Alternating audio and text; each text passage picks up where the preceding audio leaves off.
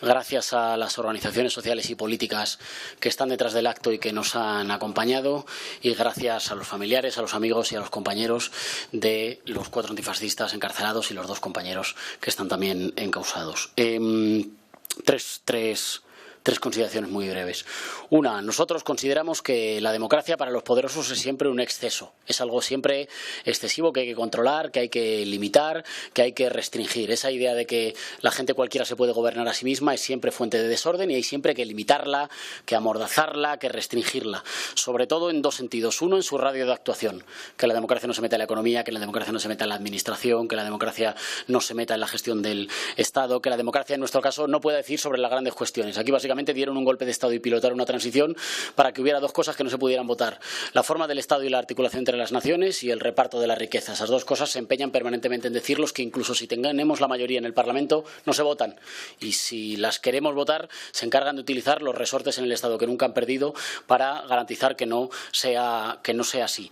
Y la segunda cuestión, la segunda vía de estrechamiento de la democracia es el evitar el intrusismo popular, es decir, castigar la militancia, que ser militante salga muy caro, salga tan caro que nadie que quiera tener una vida tranquila, una vida segura, se lo plantee, y así disciplinar a las siguientes generaciones en que mejor no meterse en líos. Esa sociología del miedo que la dictadura instauró y que las reminiscencias de la dictadura en los aparatos del Estado y en los poderes económicos se han encargado de perpetuar desde entonces.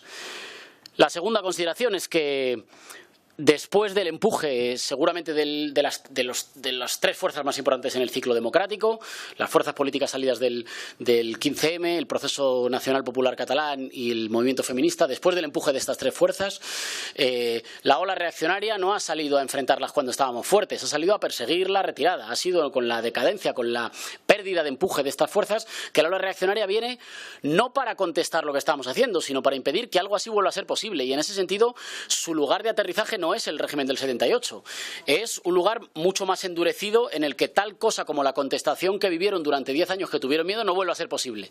Disciplinar tanto a la sociedad como para que no vuelvan a ser posibles insubordinaciones masivas como las que se produjeron en ese ciclo democrático, ¿no? Y eso lo vemos en aparatos del Estado que cobran autonomía propia y que se envalentonan y que actúan como defensores de esencias al margen de lo que les diga el gobierno, es decir, instituciones del Estado que consideran que ellos tienen ideas a defender incluso de la soberanía popular. Si la soberanía popular vota mal, lo tienen que defender incluso contra nosotros. Y en segundo lugar, un envalentonamiento de los fascistas y de la extrema derecha que no viene porque de repente se hayan vuelto más valientes, que viene fundamentalmente porque una doble vara de medir sistemáticamente les garantiza impunidad a ellos y castiga al conjunto de luchadores y de luchadoras, con una doble vara de medir que hace que lo que en un lado son palmaditas en el hombro, en otro lado son golpes, que lo que en un lado es mirar para hacia otro lado, en este lado son calabozos, que lo que en un lado son absoluciones, en este lado es cárcel. Es fundamental denunciar esto y denunciar esta doble vara de medir que los medios de comunicación llaman polarización y que nosotros sabemos que no tiene nada de polarización, que es simple y llanamente el envalentonamiento de los fascistas gracias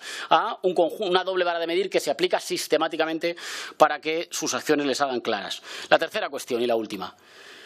Creo que la amnistía es una lección. Y es una lección, y esto es muy importante explicarlo. Para el Partido Socialista la amnistía fue el precio que tuvo que pagar para tener amnistía. Para nosotros nunca lo fue. Nosotros siempre la defendimos y la defendimos como demócratas. No queríamos vivir en un país en el que hubiera chavales o directores de colegio o jefas de estudio que entraran en prisión por haber organizado un referéndum. La amnistía era imposible. La amnistía era imposible, y si nos remitimos a las declaraciones de los dirigentes del Partido Socialista, la amnistía era imposible y no se iba a aprobar nunca. Y la amnistía finalmente fue posible, y no es una concesión. La amnistía es tan nuestra como de cada una de las fuerzas que lo votaron, porque la defendimos siempre, y la defendimos también aquí, donde es más difícil defenderla. Y por cierto, la amnistía no es fundamentalmente o exclusivamente para aplicarle a grandes dirigentes políticos, es para aplicarle a cientos y cientos de luchadores por la libertad y de luchadores por la democracia. La amnistía era imposible.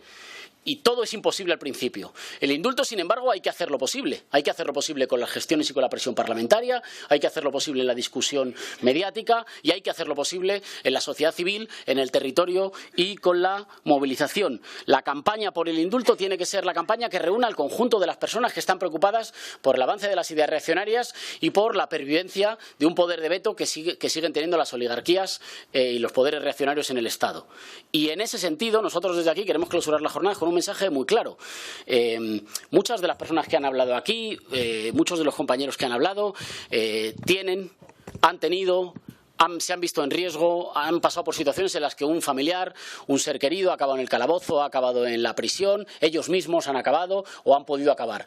Y por tanto lo que decimos lo decimos con plena conciencia de causa. Es fundamental y nos comprometemos aquí a que los compañeros y las compañeras que están encarcelados sepan que no están solos, a que la sociedad no lo normalice, a que no se normalice que hay 4 chavales que no van a dormir con sus familias hoy y a que no se normalice hasta que seamos capaces de traerlos a casa, de luchar para traerlos a casa. Eso hay que hacerlo en todos los frentes, eso hay que hacerlo en la calle, eso hay que hacerlo en los centros de estudio y centros de trabajo, eso hay que hacerlo en la discusión de las ideas y eso hay que hacerlo también en las instituciones. Hemos querido acoger en el Congreso de los Diputados estas jornadas para contribuir a fortalecer la dinámica de la campaña por el indulto de los 6 de Zaragoza, al mismo tiempo que el conjunto de las acciones que se van desarrollando. Nos comprometemos también a acompañarla y a acompañaros hasta que los 4 antifascistas de Zaragoza, hasta que las 6 antifascistas de Zaragoza estén en casa, estén libres y estén felices con su gente, con la gente que les quiere, porque a la gente que planta cara al fascismo no hay que encarcelarla, sino hay que darle las gracias. Muchísimas gracias, compañeros y compañeras.